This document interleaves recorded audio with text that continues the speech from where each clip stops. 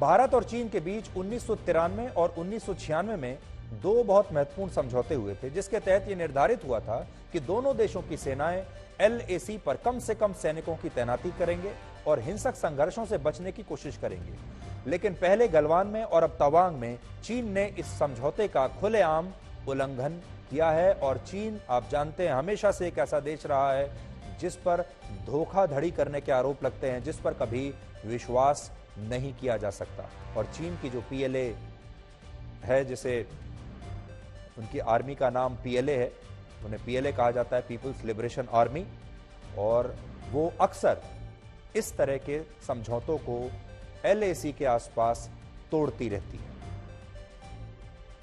अभी हाल ही में 2 दिन पहले एजेंडा आज तक में भारत के रक्षा मंत्री भी आए थे और भारत के विदेश मंत्री भी आए थे, और हमने दोनों से ही चीन के साथ सीमा पर चल रहे इस तनाव के बारे में पूछा था। हालांकि ये बड़ा दिलचस्प है आपके लिए जानना कि ये घटना 9 तारीख की है, 9 दिसंबर की, और एजेंडा आज तक भी 9 और 10 दिसंबर को ही था। हालांकि तब तक हम ये बात नहीं जानते थे कि 9 दिसंबर को तवांग के पास ऐसी घटना भारत और चीन के बीच हो चुकी है।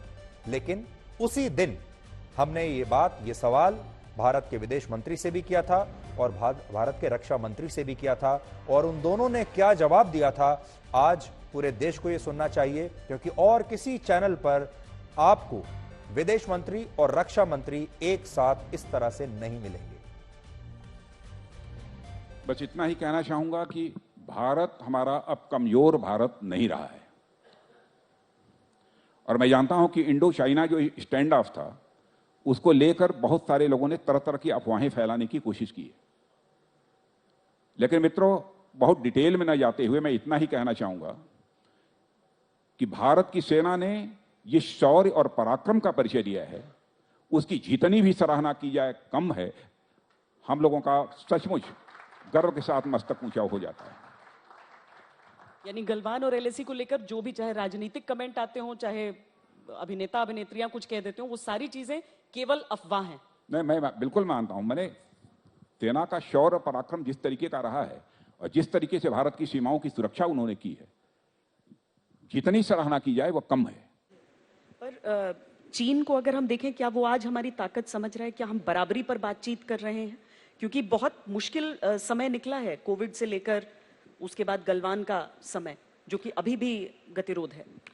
देखिए, किसी भी जब ऐसी चुनौतियां आती हैं जैसे चीन के साथ हुई 2020 में, बात करना तो बात की बात है। अगर आपको माने उसी स्तर पे उनके साथ कुछ भी बात करें, या मैं कहूँगा आपका जो मैसेजिंग भी है, सबसे पहले आपको ग्राउंड में कुछ करना होगा।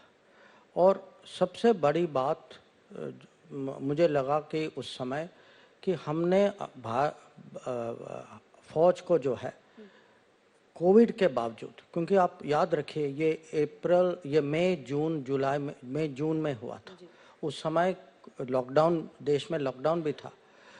कोविड के बावजूद जो है हम लोग जो है फौज को इतनी भारी मात्रा में, इतनी कठिन बॉर्डर में, जहां आप जानते हैं कि 10,000 फुट से 20,000 फुट तक, और जहां इतनी ठंड भी है, जहां लॉजिस्टिक्स, वहां की इंफ्रास्ट्रक्चर भी बहुत कमज़ोर है, कि हम पूरे आर्मी को डिप्लॉय कर पाए।